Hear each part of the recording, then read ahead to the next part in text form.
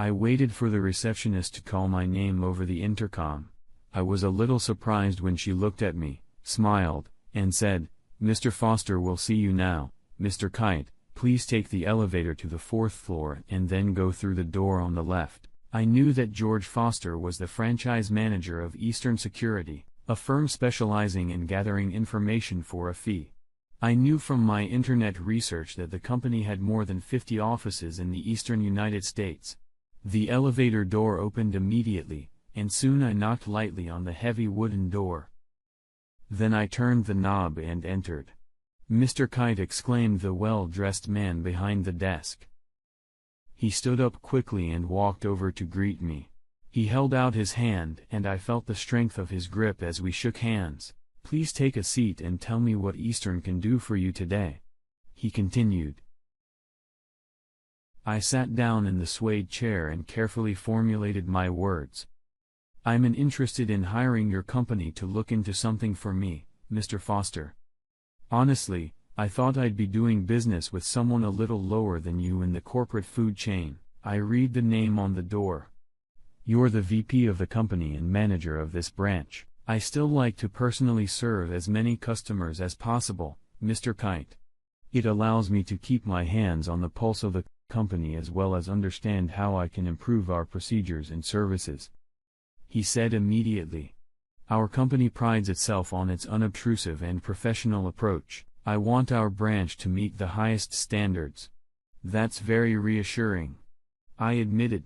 "I'm afraid my situation may seem a bit trivial for a man of your position. I want to hire your company to determine if my wife, Monica, is having an affair. It's one of the basic services we provide, Mr. Kite. It certainly doesn't seem trivial to us," Foster stated. "May I ask, have you already found out that your wife has been unfaithful to you? Is that your suspicion, or are you just concerned for no good reason? I think you have this problem a lot. I can't prove anything and I could be completely wrong, but Monica seems to be acting strangely lately. She's gotten busier, stays later at work, and has to travel more. Even when she's home, she goes to work on the weekends. Even on 4th July for an hour, she went to the office." I blurted out. "I just want to know what's going on. Maybe this is nothing more than an attempt to succeed in business. I just need to know for sure." "I understand your concern," Foster assured me. "We do it all the time. Sometimes the wife does cheat, but usually the husband draws the wrong conclusions. Let's hope that's the situation you're in. I'll need to meet you at your home when your wife isn't there and place some hidden devices to monitor her actions. What time is convenient for you, Mr. Kite?" "Wow. You're going to come to my house and spy on me yourself, Mr. Foster?" I was surprised. "Don't you have a technician or someone you send to do that sort of thing?" "I wouldn't expect a man in your position to do the work himself. That's why we're so successful." The man behind the desk smiled. "As I said, I like to personally handle practical matters. If one of our employees tries to tell me that something can't be done or something won't work, I'll know if they're right or if they're bullshitting me." "That makes sense," I agreed. "I read on your website that I will get a written report and for a fee, I can get the report on DVD as well. I want to go with that option. If there is any cheating, I want to be able to throw the evidence in her face." "That would make the divorce worse for the perpetrator, wouldn't it?" "Yes. Provided your wife is doing something wrong, Mr. Kite. I caution you against jumping to conclusions. Let us do what you pay us to do, please." "That's what you came to us for, isn't it?" Foster asked. "Yes. Of course. I didn't mean to get ahead of your investigation. I apologize. It's just that the very thought of Monica having a lover makes me angry and tense. I need to know the truth before I do something or say something I'll regret later. We'll get on the case, and you'll know the truth soon. Don't worry. Foster, promise. I need you to answer a few questions and sign a few forms giving us permission to put your house under surveillance and have access to your personal records such as phone and credit cards." I spent the next half hour answering the entire list of questions Foster asked me. I studied him while he wrote down my answers. He was a large man, tan, athletic-looking. He seemed self-assured and very competent. He seemed to really know his business. "I'd like to pay by card," I told him when he asked about payment. "We accept credit cards, of course, Mr. Kite. You need to consider that your wife may find out that you hired the service to investigate her. Does she have access to that card statement?" He asked. "Technically, yes. But Monica never pays the bills and rarely looks at the statements." "That won't be a problem," I replied. "She'll never know about your service until I strike." Well, of course, if she's fooling me. Having finalized all the paperwork, we agreed to meet at my house on Friday at noon. Monica had already informed me that she would be working late that day. At least she called at work. I left Eastern State feeling that I had accomplished my task. Foster promised to have a full report including a DVD within 3 weeks. That would fit perfectly with my plans for Monica. I had a hard time keeping my suspicions from Monica. The only thing that made it even remotely possible was that she had paid very little attention to me for the past few months. I could grow a frog on my ass and cut off my dick, and she'd never notice. Now I had a time frame for the task at hand, and I felt I could last that long. Albeit with some effort. That night, Monica managed to cook dinner, which was unusual. When I asked her about it, she seemed annoyed. "Don't make a big deal of it," she warned me. "You're doing everything you can to get ahead at work. You have no reason to resent my success, Bill. My work is as important to me as yours is to you." "I don't have a problem with that, Monica. It's just that you haven't been around much lately," I replied. "I rarely work on weekends and never on holidays. Time is more important than money, especially when you have enough money. We can never have enough time." "Well, thanks for spouting your silly platitudes at me," Monica snapped back. I bet that's something Confucius didn't even think about. I realized that my words of infinite wisdom were not being heated, so I grabbed a beer from the fridge and went into the living room to watch the news. The very next day at work, I was called into the office of the president of the company. I was in the middle of a promotion at an advertising agency. I was pretty good at what I did, which was making up crap that made products look and sound better than they really were. "We've been watching you work, Kite," the president and CEO of the company said, and I always wondered why the hell he couldn't address me by my first name. "You've shown yourself to be innovative and independent, but also a team player." I get it. This guy has been in advertising longer than me. Talking by throwing more crap on essentially saying nothing. He's really good at it. And that was what I was looking forward to. "You've been promoted to vice president, Kite. Congratulations. You'll be in charge of several of our most profitable accounts," he continued. "You'll have your own office with 12 employees. I'll make the announcement this afternoon." I politely thanked this barrel of lord for bestowing such an honor on the most undeserving and left the office with a smile. Things were finally falling into place. What a shame Monica had to lose her way. After 24 years of marriage and 2 children, she deserved to share in my accomplishments and the rewards associated with them. True to his promise, my boss announced my promotion, and by the time I returned from lunch, people were starting to kiss my ass. I shook hands and smiled as the men sucked up to me. The ladies suddenly found me attractive. How many times had I myself sucked up to a guy I'd always thought was an asshole after hearing he'd been promoted? Now I was the asshole myself. That was great. Friday found me showing Foster my house. He had placed tiny devices in different parts of our shack. He was efficient, but neat. By 3 p.m., he was packing up his tools. I just got a nice promotion.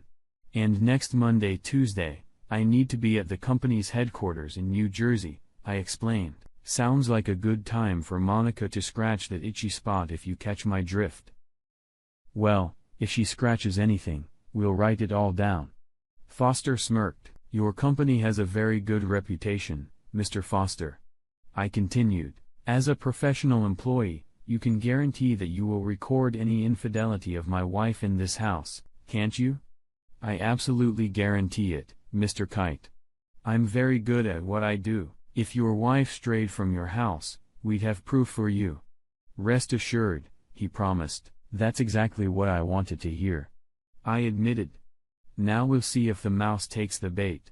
They made me vice president at work today. I told Monica that evening. That means a big pay raise. We'll be able to have a nice vacation and buy some things for the house. I knew they'd recognize your talents, Bill, Monica cooed. I think we should have a party on Saturday 15th. We'll celebrate our 25th anniversary and your promotion at the same time. How about that? Monica, I'm touched. What a great idea. We'll have your family and a bunch of my relatives over. The kids can come home from college. This is an event people will remember for a long time, I proclaimed. Don't get too carried away, Bill. It's not exactly the second coming, Monica grinned, but it will be a momentous occasion. Every once in a while, Monica would turn into the woman I had married years ago. However, those times were fewer and fewer. I pondered my situation as I drove east on Interstate 80 to my company's headquarters that Monday. Would Monica be able to betray me while I was gone? In my house, in my bed? Would she be so self-centered and stupid? Does she really think I'm that stupid? I had questions, and I realized I would have all the answers in a couple of days. It was 3 days before our party and Foster returned to my house taking out all of his electronic devices. I accompanied him as he went from room to room. Are you sure Monica didn't have any male visitors? Make any unusual phone calls or do anything that could even slightly be construed as deception? Re-questioned a third time. Believe me, Mr. Kite, Foster laughed. Your wife makes Mother Teresa look like a disgusting character. She's not having an affair. When do I get the report and the DVD? I asked. You still want the DVD even though there's nothing even remotely unacceptable to show? Foster asked. I paid for the damn thing and I want it. I'll find some use for it. Years from now, I'll watch it and guffaw. I replied. Okay. It's your money. It'll be ready for you to pick it up tomorrow afternoon. Foster shrugged. Long after Foster left the house, I sat in my home office and pondered my situation. He stated that Monica hadn't cheated on me or welcomed lovers or even friends into the house when I was away. What would Monica do if she found out about the surveillance? It looked like she would be furious and use this as an opportunity to punish and humiliate me.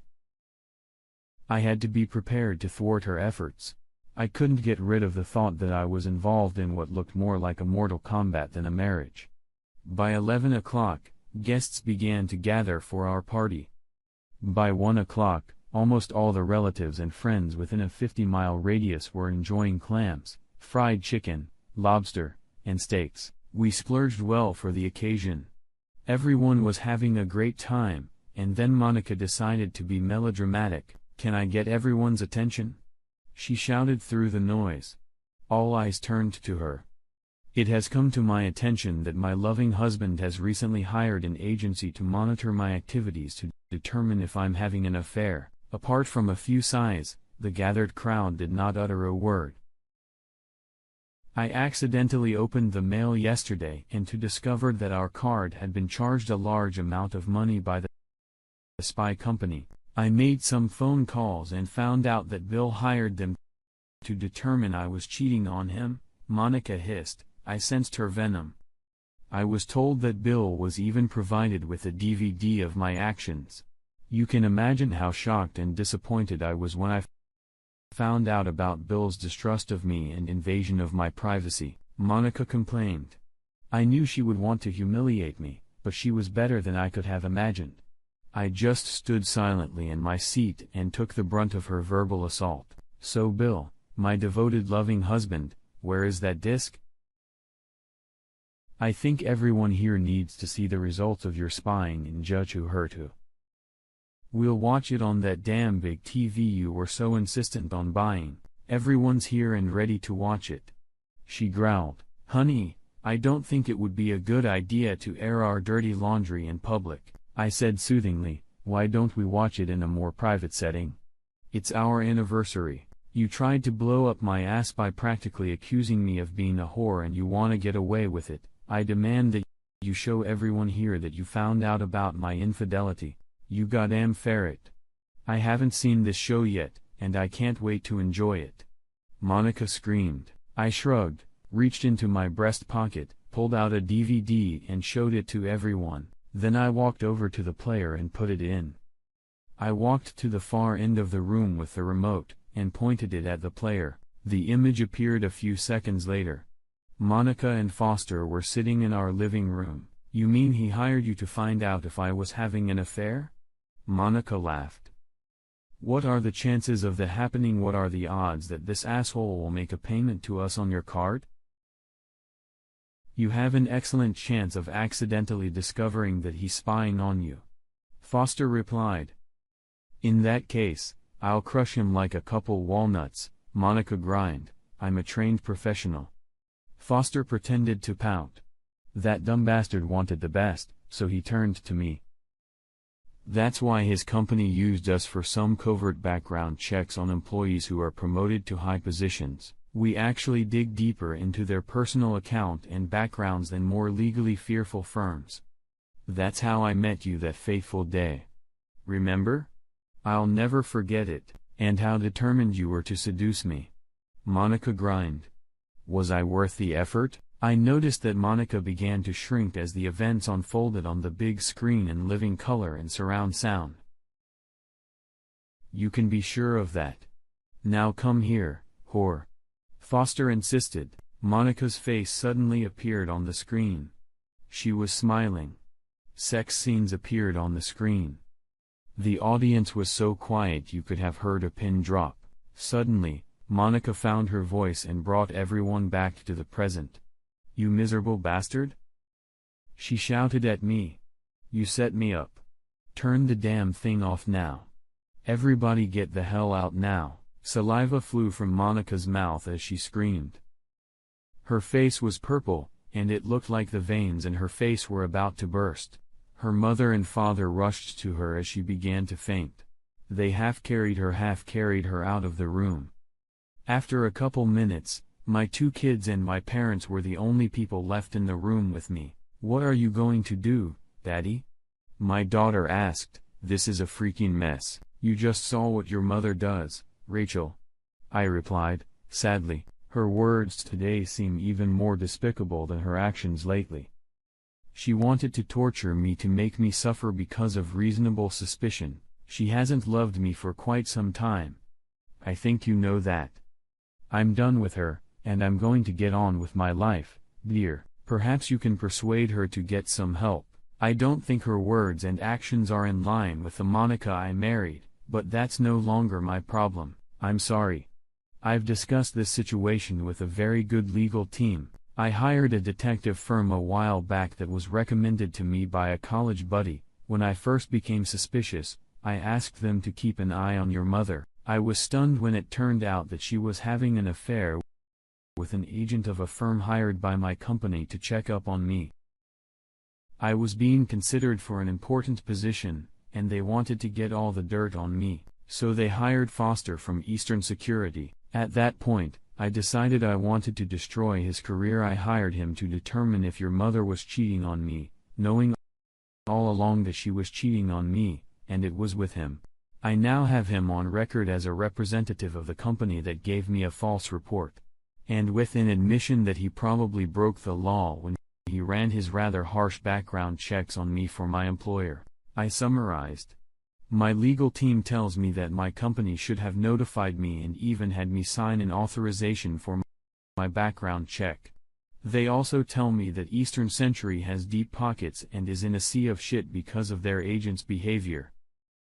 He seduced your mother during his background check on me, then accepted payment for a report on her actions when he was personally involved with her, and then knowingly lied to me in his report.